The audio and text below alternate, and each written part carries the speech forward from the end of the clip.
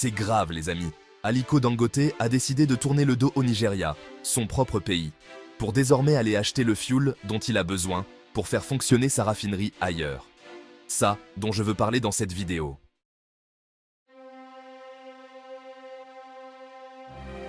Vidéo déjà, je vais commencer par annoncer la nouvelle, c'est que face au sabotage dont il est victime au Nigeria, Aliko Dangote a décidé d'aller acheter le fuel dont il a besoin, le brut, pour faire fonctionner son usine. Alors, de quoi il s'agit? Vous savez déjà certainement qu'au Nigeria, Dangote est le même qui vient de construire la plus grosse raffinerie d'Afrique, l'une des plus grosses.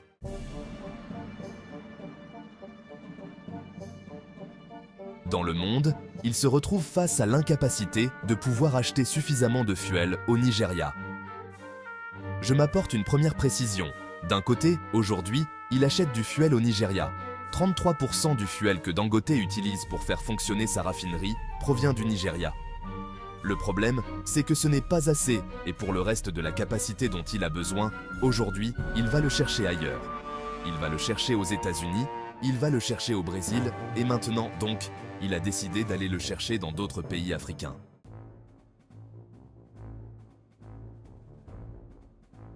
Région. Ce qui est intéressant, c'est que j'entends beaucoup de gens dire que Dangote manque de stratégie. Dangote n'aurait jamais dû se retrouver dans la position dans laquelle il manque de brut. Il a fait une erreur. Un peu d'humilité les amis, un peu d'humilité. Les gens qui n'ont jamais géré une boutique au quartier, vous venez de donner des leçons de business à Dangote. À un moment donné, qu'est-ce qui se passe dans vos têtes?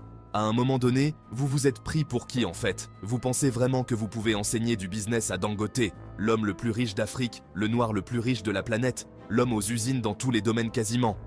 On sait vraiment que vous qui n'avez jamais créé une boutique au quartier, parce que vous n'avez pas une boutique, vous n'avez pas une épicerie quelque part, et vous pensez que vous pouvez venir donner des leçons de business à Dangote?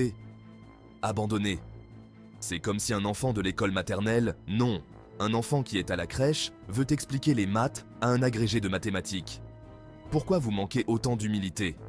Vous pouvez dire que vous avez besoin peut-être d'éclaircissement, mais commencez à dire que Dangote, vraiment, il a manqué de stratégie.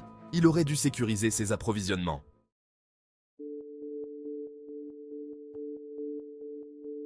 Les amis, j'ai quelques questions à vous poser. Les raffineries dans le monde. Dangote n'est pas le premier à en construire. Ok? Dites-moi quelles raffineries dans le monde ont sécurisé leurs approvisionnements. Les raffineries dans lesquelles tous les pays africains envoient même leur brut pour être raffinés en Europe. Ces raffineries-là ont sécurisé leurs approvisionnements. Comment? Dites-moi. Dans l'univers du pétrole, tu peux être propriétaire des puits de pétrole et raffiner. C'est ce qui se fait par exemple quand ce sont des États comme le Qatar, l'Arabie Saoudite. Ils gèrent à la chaîne complète. Ils ont le pétrole, ils ont les puits, ils raffinent leur pétrole et ensuite, ils le commercialisent. On peut faire ça comme ça, mais tout le monde n'est pas obligé de posséder des puits de pétrole. Je vous ai posé une question. Toutes les raffineries dans le monde entier qui travaillent, est-ce qu'elles ont toutes des puits de pétrole? Les raffineries auprès desquelles l'État du Nigeria envoie le plus de brut, en Indonésie, est-ce que ces raffineries-là possèdent des puits de pétrole au Nigeria? Non. Donc, à quel moment vous a-t-on fait croire que pour pouvoir se lancer dans le business, tu dois obligatoirement être propriétaire des puits de pétrole?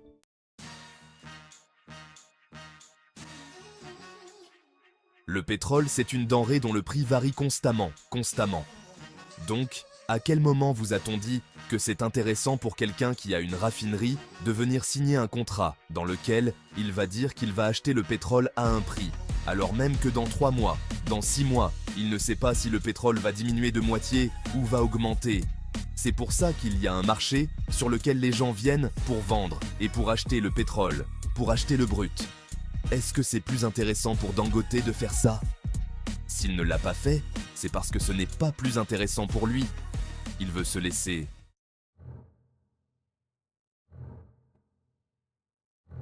Je vous rappelle que cette crise démarre parce que le gouvernement a dit, le président, le directeur de l'agence de régulation, a dit que le pétrole de Dangote, le gazole de Dangote était de mauvaise qualité. Pour dire, arrêtez de raconter des bêtises, mon gazole est de bien meilleure qualité que le gazole qu'on prend trop au Nigeria. Je vous défie de venir faire des tests. Et à cette occasion, parce que la raffinerie a 1 an d'âge, Dangote explique ce qui se passe. Il sera là qu'il a dit « Depuis que je travaille ici, en fait, l'État me met les bâtons dans les roues. Je ne parviens pas à acheter le fioul ici pour vendre dans le marché local. Mais Dangote ne vous a pas dit qu'il manque des clients. Dangote ne vous a pas dit qu'il manque où acheter son brut. Il dit que c'est absurde qu'ils doivent acheter son brut aux États-Unis, au Brésil et ailleurs, alors qu'il y a du brut dans son pays qui est vendu à l'étranger. Et pour acheter un pétrole raffiné de très mauvaise qualité. Dans une précédente vidéo, je vous ai expliqué la mafia qu'il y a derrière ça.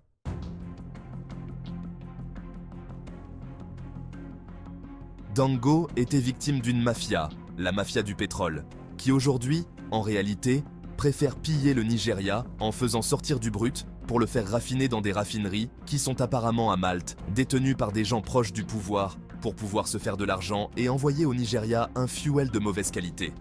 D'un côté, on vous a dit que si on ne lui vend pas le fuel au Nigeria et les mots sur le livre, en pas le brut au Nigeria, il est foutu. Sa raffinerie va fermer.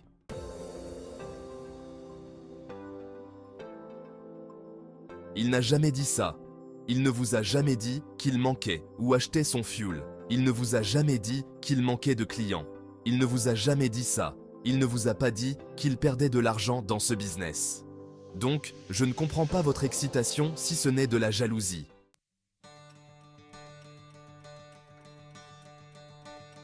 Ce qui est gênant, et c'est ce qu'il a expliqué, c'est que l'objectif qu'il avait en faisant cette raffinerie, c'était pas juste de gagner de l'argent. C'était de s'attaquer à un problème que le Nigeria rencontre depuis les années 72, un problème de carburant, et la population du Nigeria va en croissant. Dans quelques années, le Nigeria va avoir une population supérieure aux États-Unis. Vous imaginez ça? Et un tel pays, s'il règle sa dépendance en termes de carburant, est propulsé pour s'enrichir.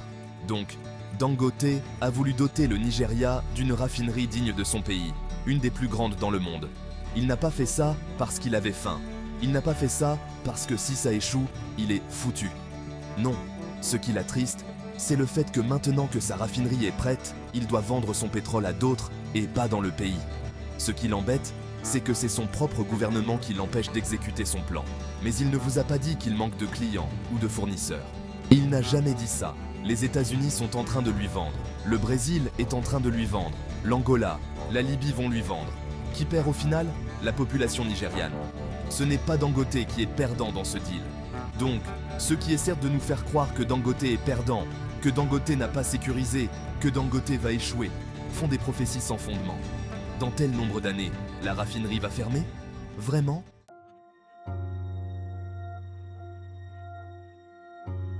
Non, moi j'ai confiance en Dangote. C'est un être humain, il est faillible. Mais je ne pense pas qu'à son niveau de business, que des gens comme nous, qui n'avons même pas les clés et les données qu'il a, pouvons nous permettre de venir lui donner des leçons sur ce qu'il aurait dû faire. Alors même qu'il ne se plaint pas du tout. Dangote ne se plaint pas. Il ne se plaint de rien. Donc les gars, un peu d'humilité. Un peu d'humilité. Laissons Dangote faire son travail. Faisons-lui confiance. Attendons les résultats. En tout cas, il a décidé de se tourner vers d'autres pays africains, encore par panafricanisme. Il aurait pu prendre son fuel uniquement au Brésil, aux États-Unis, mais il veut que ça profite aux pays voisins, l'Angola, la Libye. Peut-être qu'après, il va aller vers le Sénégal, vers la Côte d'Ivoire. Il y a du fuel dans beaucoup de pays africains, et après, il va le transformer, il va le raffiner, et il va le redistribuer. Aussi simple que ça. Donc pour moi, Dangote n'est pas surpris par ce qui se passe. Du moins, il est déçu par ce qui se passe, mais il n'est pas aux abois. Il est loin d'être aux abois. Et tous ceux qui lui souhaitent malheur, tous ceux qui l'ont déjà vu échouer, tous ceux qui ont déjà prédit sa chute. Pourquoi la réussite, le bonheur des gens vous fait mal? Pourquoi vous commencez à imaginer qu'il va échouer? Ça vous apporte quoi? Ça vous apporte quoi? Ça vous apporte quoi? C'est dommage.